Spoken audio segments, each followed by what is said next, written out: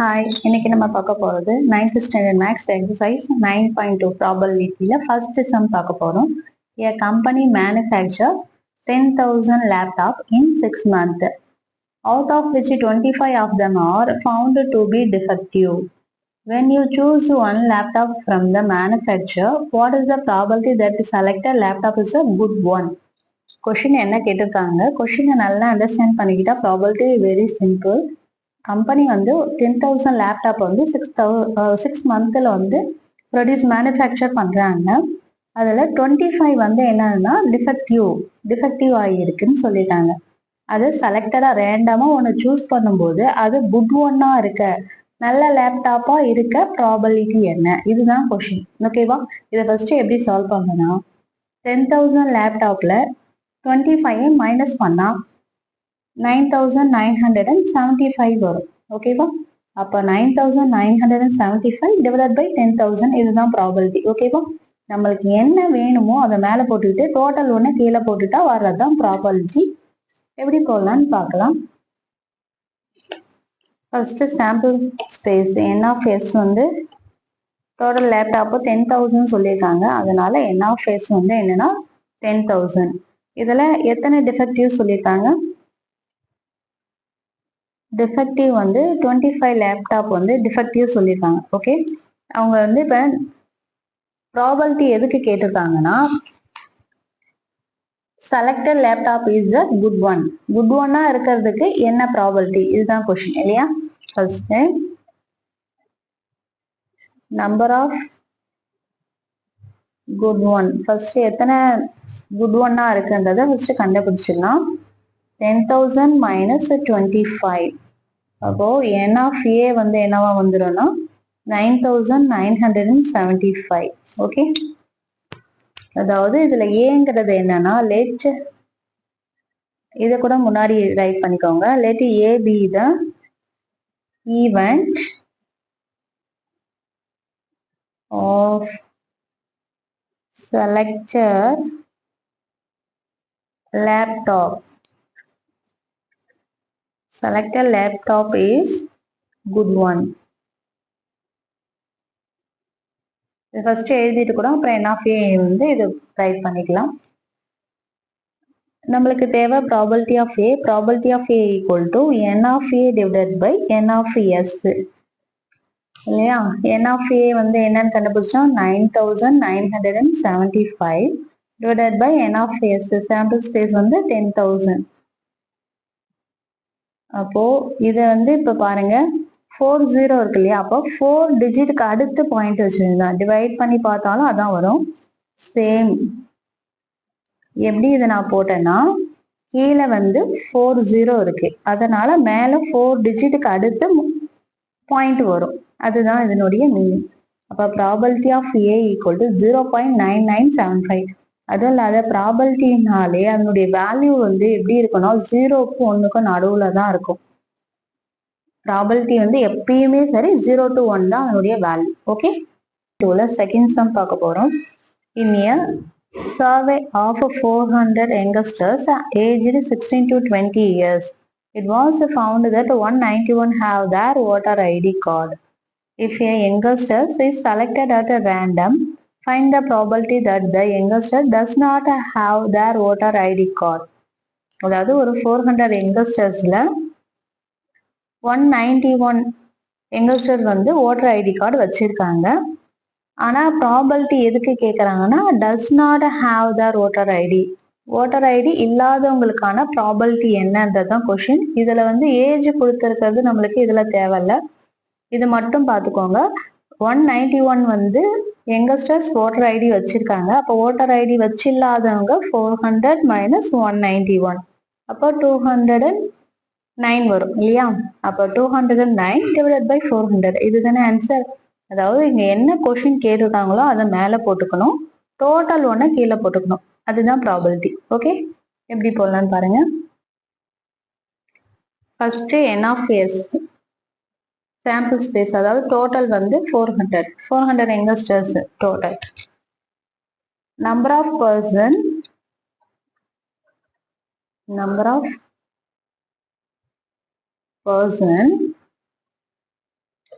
have voter ID.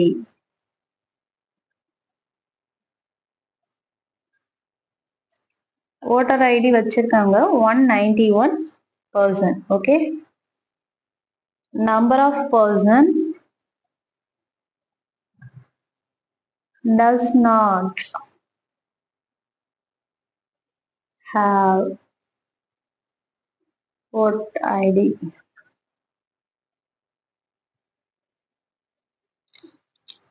எத்தனை பேர் voter ID வச்சில்ல? அப்போ 400 minus 191 equal to 209. ஓகே, அப்போ voter ID வச்சிருக்கவங்க 191, voter ID கார்டு இல்லாதவங்க 209.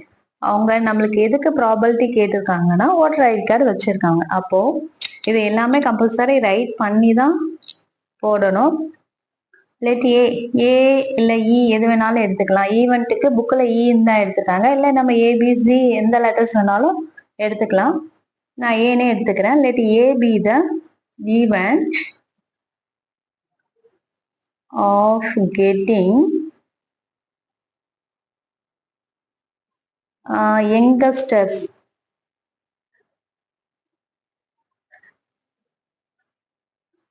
யங்கஸ்டர்ஸ் does not have their voter ID. A வந்து என்னன்னு எடுத்துக்கிறேன்னா voter ID இல்லாத யங்கஸ்டர்ஸ்ன்னு எடுத்துக்கிறேன். அப்போ n of a equal to 209. இப்போ நம்மளுக்கு தேவை ப்ராபபிலிட்டி ஆஃப் ஏ தான் இல்லையா? அப்போ probability of A equal to n of a divided by n of s. n of a வந்து 209, n of s total 400. அப்போ இது வந்து probability of a equal to 209 divided by 400. நம்ம கேன்சல் பண்ணி காமிக்கலாம். பட் இது வந்து நம்பர் ஈவன் நம்பரா இருக்காது, கேன்சல் பண்ண முடியாது. அதனால அதை அப்படியே வச்சுக்கலாம். புக் ஆன்சரும் இதுதான். probability of a equal to 209 divided by 400. The third sum பார்க்க போறோம்.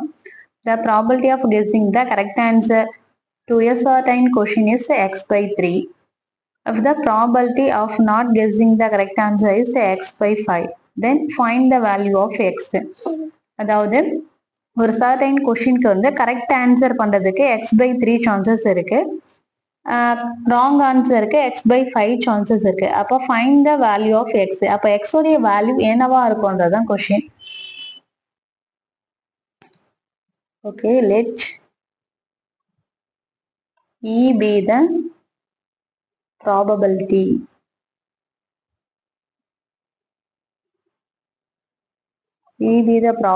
of guessing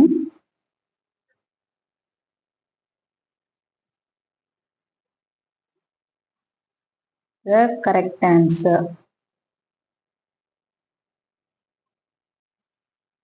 அதாவது ஈங்கிறத என்னன்னு எடுத்துக்கிட்டோம்னா கரெக்ட் ஆன்சரா இருக்க ப்ராபபிலிட்டின்னு எடுத்துக்கலாம். அப்போ probability of E equal to X by 3. அவங்க கொஸ்டின்ல கொடுத்துருக்காங்க இல்லையா, கரெக்டா இருக்கிறதுக்கான ப்ராபபிலிட்டி எக்ஸ் பை 3. சேம் அதே போலவே let E dash be the probability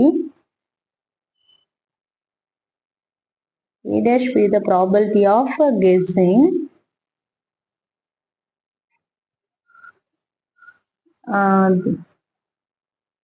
not guessing. Other guessing. Let e dash be the probability of not guessing the correct answer.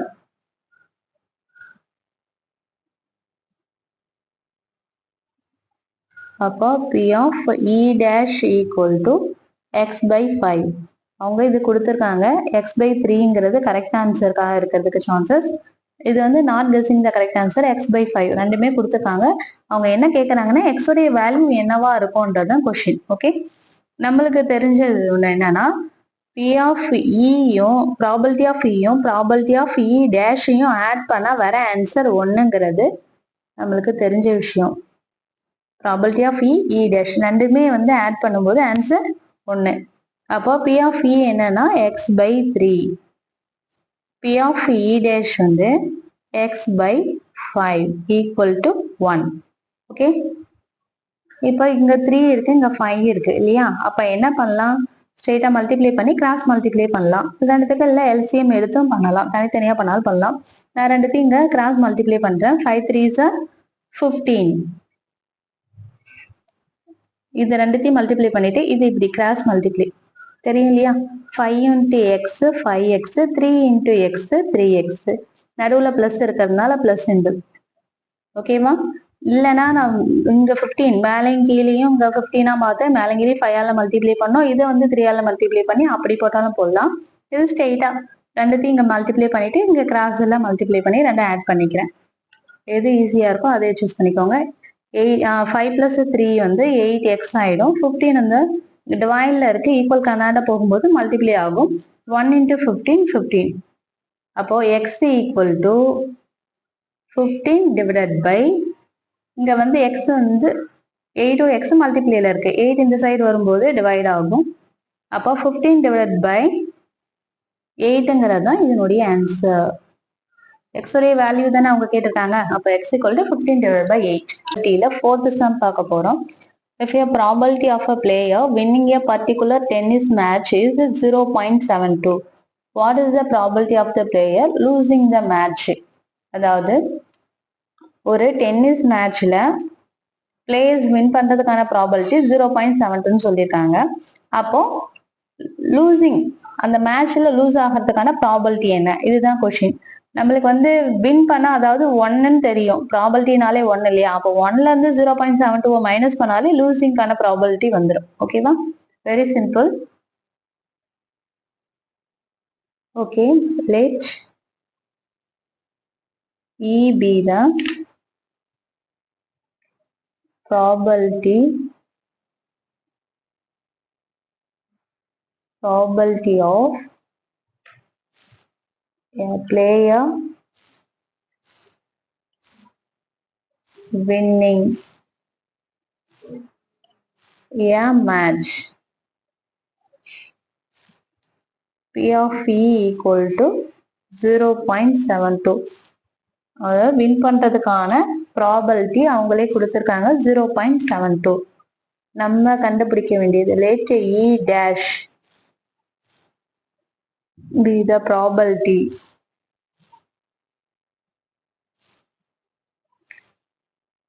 of a player losing the match.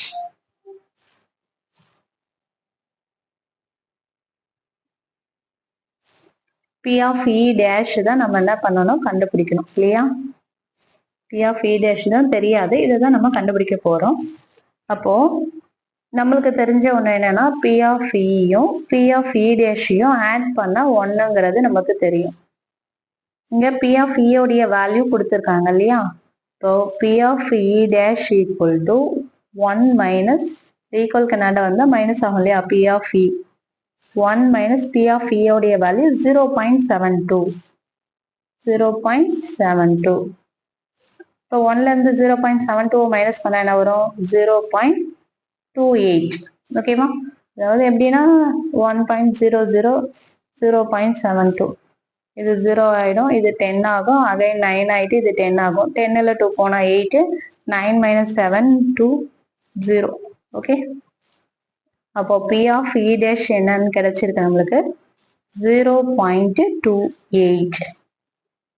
losing the match, probability of the player losing the match 0.28.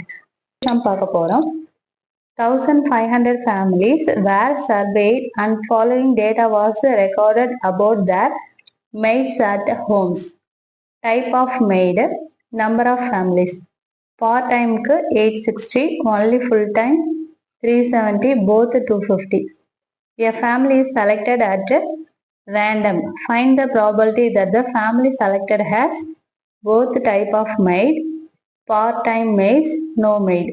3 type questions கேட்டிருக்காங்க. அதாவது 1500 family இருக்கு, அங்க வந்து ஒரு survey வந்து பண்றாங்க. அதுல வந்து பார்ட் டைமா மெய்டு வேலைக்காரங்க வச்சிருக்கவங்க 860 ஃபேமிலிஸ் இருக்கு. ஒன்லி ஃபுல் டைம் 370 ஃபேமிலிஸ் வந்து வச்சிருக்காங்க. போத் ரெண்டுமே வச்சிருக்காங்க 250 ஃபேமிலிஸ். இதுக்கு 3 கொஸ்டின்ஸ் கேட்டிருக்காங்க. Both type of maid, part time of maid and no maids. First ஏங்கிறத என்னன்னு எடுத்துக்கிறேன், போத் டைப் ஆஃப் மெய்டுன்றதை எடுத்துக்கிறேன். அவங்க ஏங்கிறது என்னன்னு கொடுத்துருக்காங்க, 215 கொடுத்துருக்காங்க. நம்மளுக்கு என் ஆஃப் எஸ் என்னன்னு தெரியும். மொத்தம் 1500 ஃபேமிலிஸ் தான் எடுத்திருக்காங்க இல்லையா. அப்போ என் ஆஃப் எஸ் 1500. நம்ம ப்ராபபிலிட்டி ஆஃப் ஏ தான் கண்டுபிடிக்க போறோம். Probability of A equal to n of A divided by n of S. N of A 250, n of S 1500. 0க்கு 0 கேன்சல். இங்க 5 டேபிளால கேன்சல் பண்ணலாம், இல்ல 25 ஸ்ட்ரெயிட்டா பண்ணாலும் பண்ணலாம். நான் 5 டேபிளே பண்றேன். 5 5s are 25. இங்க 5 3s are இந்த 0 அப்படியே வரும். 1 5 is 5, 5 6 are. அப்போ ப்ராபபிலிட்டி ஆஃப் ஏ உடைய ஆன்சர் என்னன்னா 1 டிவைடட் பை 6. அதாவது போத் டைப் ஆஃப் மெய்டுக்கான probability 1/6. Okay, let B be the event of selecting a family part-time maids. Okay, இதுல n of B 860. ஏன்னா பார்ட் டைமா ஒர்க் பண்ற மெய்ட் 860. நம்ம இதை பின்னு எடுத்துக்கிட்டோம், அதனால n of B equal to 860. Already நம்மளுக்கு n of S தெரியும் இல்லையா. Sample space 1500. இப்ப நம்மளுக்கு ப்ராபபிலிட்டி ஆஃப் B கண்டுபிடிக்க போறோம். Probability of B equal to n of B divided by n of S. n of B உடைய வேல்யூ 860, n of S 1500. 0க்கு 0 cancel. இது பாத்தீங்கன்னா 2 டேபிள்ல கேன்சல் பண்ணலாம். 2 4s are 2 3s are. இங்க 2 7s are carry 1, 2 5s are. அப்போ probability of B equal to 43 divided by 75. இது என்னன்னா பார்ட் டைமா ஒர்க் பண்றதுக்கான ப்ராபபிலிட்டி. ஓகே, தேர்ட் ஒன் பார்க்க போறோம். தேர்ட் நோ மெய்ட்ஸ் கேட்டிருக்காங்க. இதுல பாத்தீங்கன்னா கொஸ்டின்ல பாருங்க, only part time, only full time, போத்ன்னு கொடுத்துருக்காங்க. ஆனா நம்மளுக்கு கொஸ்டின் கேட்டது நோ மெய்டுன்னு கேட்டிருக்காங்க. நம்மளுக்கு டோட்டலா 1500 ஃபேமிலிஸ் இருக்கு. அப்போ நம்மளுக்கு NFS 1500 தெரியும். அதாவது மெய்டே யூஸ் பண்ணாத ஃபேமிலி என்னன்னு கேக்குறாங்க. அப்ப நம்ம என்ன பண்ண போறோம், இது 3 வேல்யூ ஆட் பண்ண போறோம். 3 வேல்யூ ஆட் பண்ணி 1500ல இருந்து மைனஸ் பண்ணிட்டா மெய்டு வேலைக்காரங்க இல்லாத ஃபேமிலி எத்தனை பேருன்றது நம்மளுக்கு தெரிஞ்சிடும். ஏன்னா கொஸ்டின் நோ மெய்ட்ஸ் தான் கேக்குறாங்க. மெய்டு யூஸ் பண்ணாத ஃபேமிலி எத்தனை பேரு. அப்ப 1500ல இருந்து இந்த மெய்டு யூஸ் பண்ற இந்த 3த்தையும் ஆட் பண்ணி மைனஸ் பண்ணிட்டா நம்மளுக்கு அந்த வேல்யூ கிடைச்சிடும். Okay, let us see be the event of selecting a family with no maids. N of C equal to 1500 minus 860, 370 and 250. 1500 இது மூணுத்தையும் ஆட் பண்ணணும்.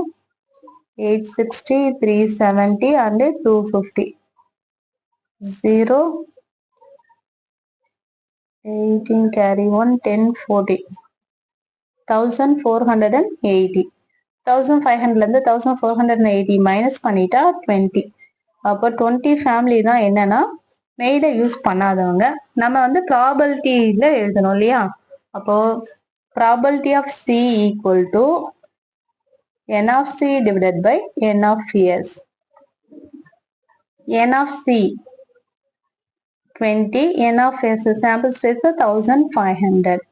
0க்கு 0 cancel. 2 டேபிள்ல கேன்சல் பண்ணா 1 time, 7 time, 5 times. அப்போ probability of C equal to 1 divided by 75. இதுதான் இந்த கொஸ்டினுக்கான answer. Thank you for watching.